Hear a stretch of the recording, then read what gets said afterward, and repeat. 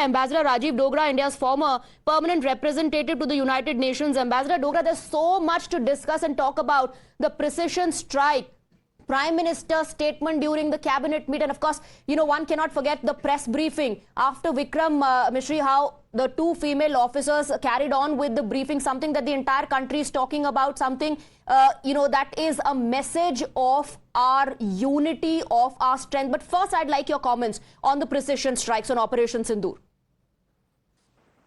Well, before precision strikes,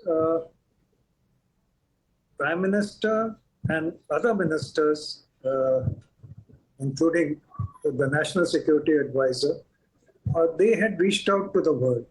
They had taken leaders like Trump and others into confidence and also explained to them the need for such a strike.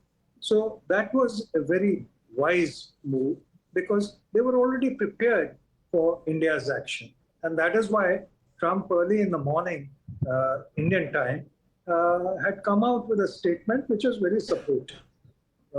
Similarly, yesterday Prime Minister himself spoke to the Emir of Qatar because Qatar, as you know, has had a sort of a soft corner for some of the terrorist organizations like Taliban and Hamas and so on. So once again, that was a very useful move.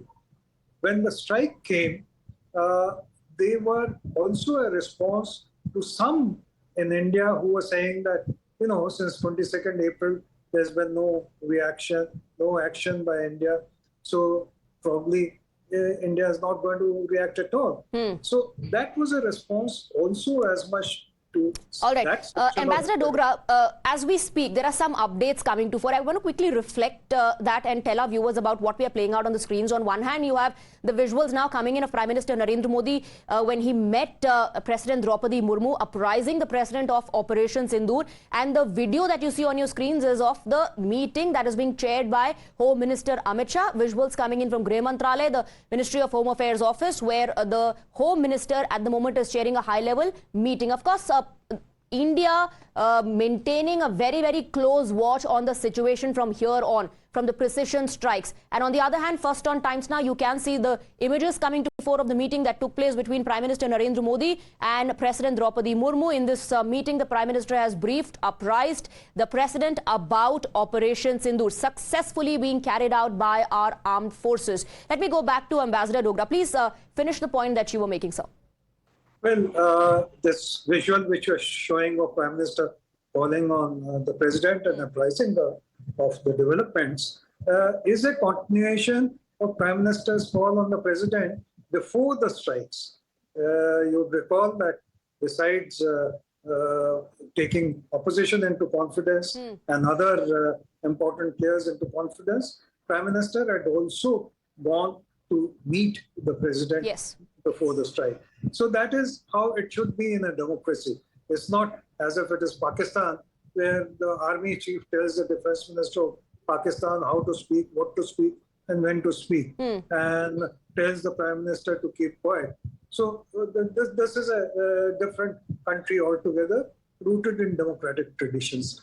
But coming back to your point about first reactions, first reaction, as I told you, was one of relief that Operation Sindoor, very aptly titled, was really a message to Pakistan that please do not mess with our religion, do not mess with our secularism, do not mess with the Indian tradition where Sindoor has a certain significance.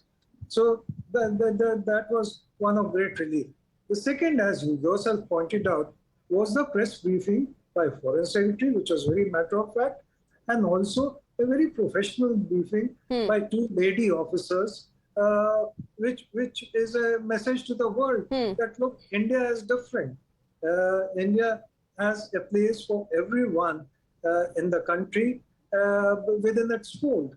So I think it was handled very well. Absolutely. And, in fact, since you spoke about the Prime Minister's first message, he first said mitti mein mila denge, and then in that speech he switched to English, which was seen as a message to the world and slowly, then one by one, strategic steps were taken. Pakistan, remember, also boasted about how it got the UNSC to drop the reference of TRF, the resistance force, which first took, credit for this attack. First said that, yes, we take responsibility for the attack, and then conveniently denied that after Pakistan got the UNSC to drop the TRF. But Pakistan forgot to mention about the embarrassment and humiliation it had to face in the closed-door meeting.